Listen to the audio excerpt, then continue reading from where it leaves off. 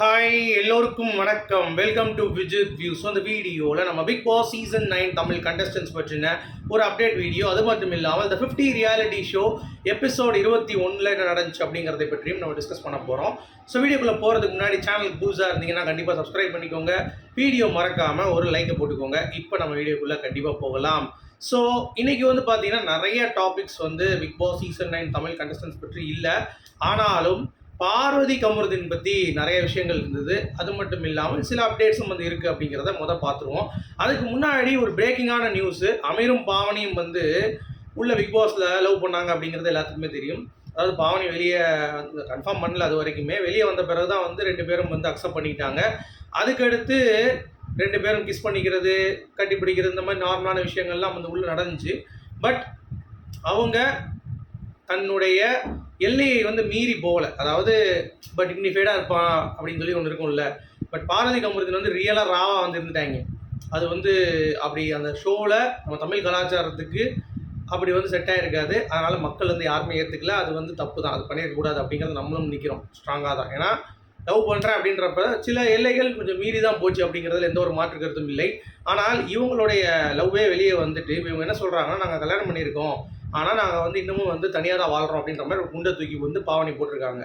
என்னடா அது அப்படின்ற மாதிரி இருந்துச்சு. அதாவது பார்வதி கமருதீனை காஜி அப்படின்னு சொல்கிறானுங்கல்ல, ஆக்சுவலாக உள்ள காஜி பண்ணவங்க அப்படிங்கிறது நிறைய பேர் இருக்காங்க. அதை யாரும் அடையாளப்படுத்தலை. இவங்க ஒரு இன்ஃப்ளூயன்சரு, அப்புறம் பார்வதி மேலே ஏற்கனவே ஒரு ஹேட் இருக்கிறதுனால ஈஸியாக பார்வதி அடிச்சுக்கிட்டாங்க. ஸோ எல்லாத்தையும் அடிச்சிருக்கணும், அதுதான் உண்மை. பார்வதி காஜினா எல்லாருமே காஜி அப்படிங்கிறது தான் உண்மை. அதை யாருமே பண்ணல அப்படிங்கிறது தான் பாயிண்ட். ஏன்னா அரோரா காஜி, எஃப்ஜேலாம் காஜி, ஆதிரையும் காஜி தான், பியானாவும் எஃப்ஜேவும் பண்ணது காஜி தான். அதனால் நம்ம பேசிகிட்டே போகலாம் எதுனாலுமே. இந்த கண்டென்ட் அப்படின்றதே அவங்க என்கரேஜ் பண்ணுறானுங்க. ஹாட் ஸ்டாருக்கும் அதுதான் வேணும் அப்படிங்கிறது தான். ஹிந்தியில் அது என்கரேஜ் பண்ணுறாங்க அப்படிங்கிறதுனால தான் அதை பண்ணுறானுங்கிறது தான்.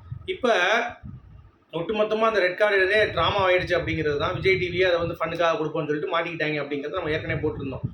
அதில் இப்போது பார்வதி கமருதீனுக்கு நிறைய ஹேட் வர ஆரம்பிக்குது. ஏன்னா ஏன் அவங்க அவங்கள நார்மலைஸ் பண்ணுறாங்க அப்படின்னு சொல்லிட்டு. அது நார்மலைஸ் கிடையாதுங்க. அது ஆக்சுவலாக அவங்க செஞ்ச தப்பை அவங்க உணர்ந்து நான் அந்த இடத்துல தவறு பண்ணியிருக்கேன்ற ஒரு கட்ஸ் யாருக்குமே இது வரைக்கும் சீசன்லேருந்து வெளியே வந்தவங்களுக்கு இருந்தாச்சு கேட்டிங்கன்னா இருக்கதே கிடையாது. யாரும் ஒத்துக்க மாட்டாங்க.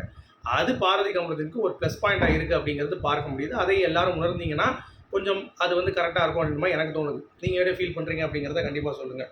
அது மட்டும் இல்லாமல் அமீர் பாவனிக்கே இப்போ இவ்வளோ தூரம் தேவைப்படுது. கல்யாணம் பண்ணியே நான் தனியாக தான் இருக்கோன்றாங்க.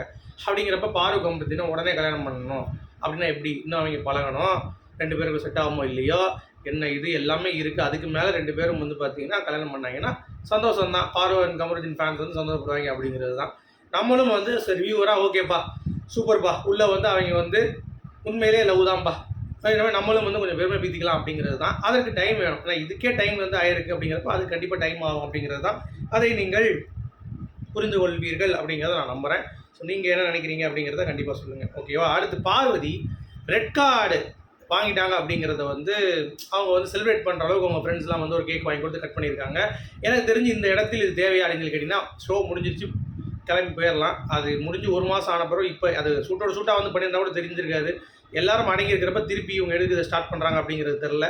மூவ் ஆன் பண்ணணும், கண்டிப்பாக மூவ் ஆன் பண்ணுவாங்க பார்வதி அப்படிங்கிறது நம்புகிறேன். அதை செலிப்ரேட் பண்ணி போட்டிருந்தாங்க, அந்த கேக் வெட்டுற மாதிரிலாம் போட்டிருந்தாங்க அப்படிங்கிறது பார்க்க முடிஞ்சு. அடுத்து எஃப்ஜே அவர் பர்த்டே செலிப்ரேட் பண்ணியிருந்தார். ஆதிரை எப்படின்னு கேட்டிங்கன்னா, அவருடைய ஆள் கூட அவங்களுடைய கேர்ள் ஃப்ரெண்டு கூட மோர் தேன் ஃப்ரெண்ட் அப்படின்ற மாதிரி நம்ம சொல்லலாம். ஸோ அது பார்க்க முடிஞ்சு. அடுத்து பார்த்தீங்கன்னா ஒருத்தவங்க கடைத்திறப்பு விழாவுக்கு போனாங்க. அவங்களுடைய கடைத்திறப்பு விழாவை பவுன்சர்ஸ் தான் கூட்டம் ஜாஸ்தியாக இருந்தது தவிர க்ரௌடை காணும். ஆக்சுவலாக திவ்யா கணேஷ் போயிருக்காங்க, சுற்றி ஒரு 10 பவுன்சர்ஸ். யாரை தள்ளி விட்றாங்க, ஏதாவது தள்ளி விடுற மாதிரி க்ரௌட் இருக்கான்னு கேட்டிங்கன்னா, பவுன்சர்ஸ்குள்ளேயே பவுன்சரே கீழே விழுந்து அடித்து கீழே விழுந்துக்கிறானுங்க. க்ரௌட் இருந்தால் கிட்டே இல்லை. ஸோ 2 பேரும் ஃபோட்டோ எடுத்தாங்க, அவ்வளோதான். அதுக்கு இருக்கிற எத்தனை பவுன்சரு, இன்னும் நீங்கள் பிஆர் வேலையை பார்க்குறது இல்லையாடா அப்படின்ற மாதிரி தான் இருந்துச்சு திவ்யா சைடில். Kamarudeen Sri Muthukumaran arts and science college போயிருந்தார். இது மட்டும்தான் பிக் பாஸ் கண்டஸ்டன்ஸோடைய அப்டேட்டுங்க. மற்றபடி வேறு எதுவுமே இல்லை. ஏதாவது இருந்தால் கண்டிப்பாக சொல்கிறேன். ஓகே? ஸோ ஆக மொத்தம் உண்மையான வெற்றி யாருக்குன்னு சொல்லி பார்த்தீங்கன்னா இந்த சீசன் பொறுத்த வரைக்கும். ஏன்னா எல்லாம் வெளியே போய் கெஸ்ட்டாக போகிறது, கல்ச்சரல் ஃபெஸ்ட்டு அட்டென்ட் பண்ணுறது, அப்படி இப்படி ரொம்ப பிஸியாக இருக்கிறது 3 பேர் தான். ஒன்று சாண்ட்ரா பிரச்சனை, இன்னொன்று பார்த்தீங்கன்னா காணாமல். 3 பேர் தான் அடிக்கடி போயிட்டு இருக்காங்க அப்படிங்கிறது பார்க்க முடியுது. ஸோ நல்ல ஒரு மைலேஜ் 2-3 பேர் கிடச்சிருக்குங்கிறது பார்க்க முடியுது. ஓகே? ஸோ அடுத்து The 50 எபிசோட் 21 இன்னைக்கு ஷோ ஓகே.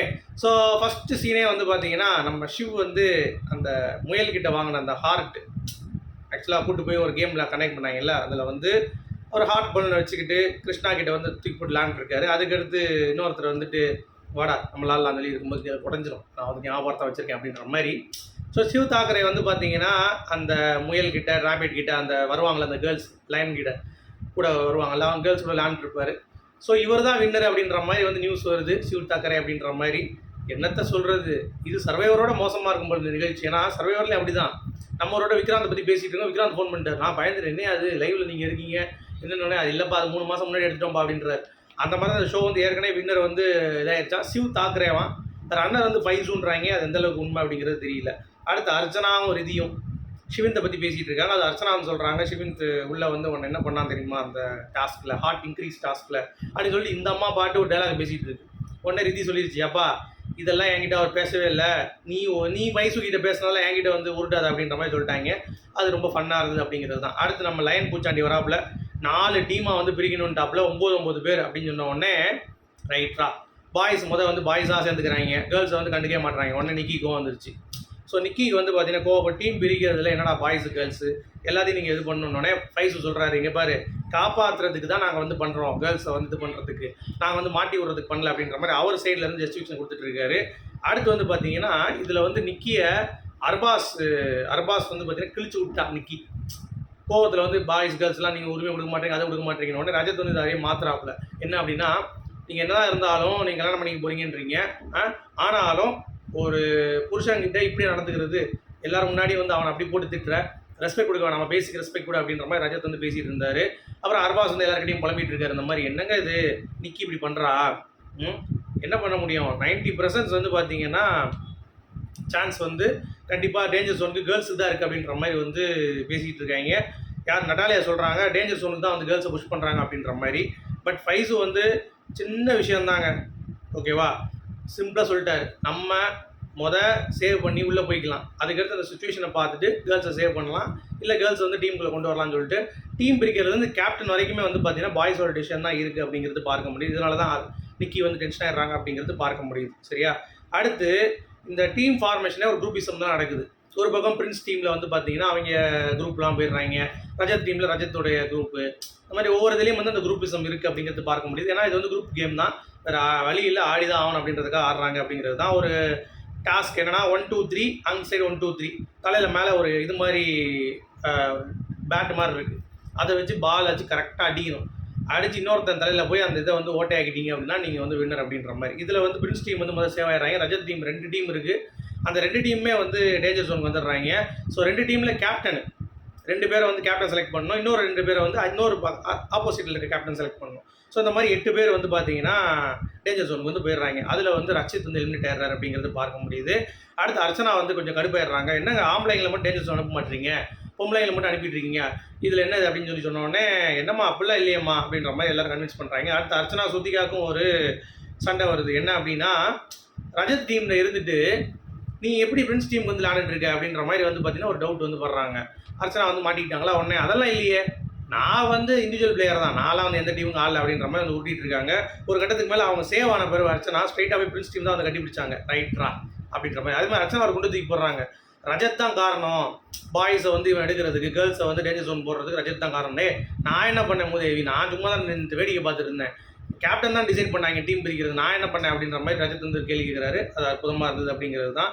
அடுத்து வந்து பார்த்தீங்கன்னா அர்பாஸும் வந்து புலம்பிகிட்டு இருக்காப்புல, நிக்கி வந்து இந்த மாதிரி பண்ணிட்டாங்க அப்படின்ற மாதிரி. என்ன பண்ணுறது, புருஷன் மொட்டாட்டியாக உள்ளே வரவங்களே அடி வாங்கிட்டு போகிறாங்க, நீங்கள் லவ் பண்ணுறவங்க உள்ளே வர்றப்ப அடி வாங்கி தான் ஆகணும், கூட சேர்ந்து 4 மிதி வாங்கி தான் ஆகணும் அப்படிங்கிறது தான். அடுத்து நிக்கி மனிஷாவும் வந்து இங்கே பாரு, நம்ம 2 பேரும் சேர்ந்து முடிவு பண்ணுவோம், கேர்ள்ஸ் எல்லாம் சேர்ந்து ஒரு அலையன்ஸ் ஃபார்ம் பண்ணிடுவோம், என்ன சொல்கிறேன், ஏன்னா பாய்ஸை நம்ப முடியாது அப்படின்னு சொன்னோடனே கரெக்டு தான் அப்படின்னு சொல்லி 2 பேர் பேசிகிட்டு இருக்காங்க. மனிஷா வந்து லீட் எடுக்க சொல்கிறாங்க, நீங்கள் வந்து இதை டீம் லீட் பண்ணுங்க அப்படின்னு சொல்லிட்டு. இது யாரோட ஐடியா அப்படிங்கிறது உங்கள் எல்லாத்துக்குமே தெரியும், நம்ம ஸ்ருத்திகா அர்ஜுனோட ஐடியா தான். ஏன்னா அவங்க தான் விதையை போட்டது. இந்த மாதிரி நிக்கி இதில் ஃபேர் சான்ஸே கொடுக்க மாட்டுறாங்க, யாருக்குமே வந்து கரெக்டாக ஒரு ஃபேர் டு எவ்ரி ஒன்னாக இருக்க மாட்டேங்குது அப்படின்ற மாதிரிலாம் பேசியிருந்தாங்க. அதோட இம்பாக்ட் வந்து இப்போ க்ரியேட் ஆகுதுங்கிறது தான். ஸோ இதோட வந்து முடிஞ்சிருச்சு. உங்களுடைய கருத்துக்கள் சொல்லுங்கள், மீண்டும் சந்திப்போம், குட் பை.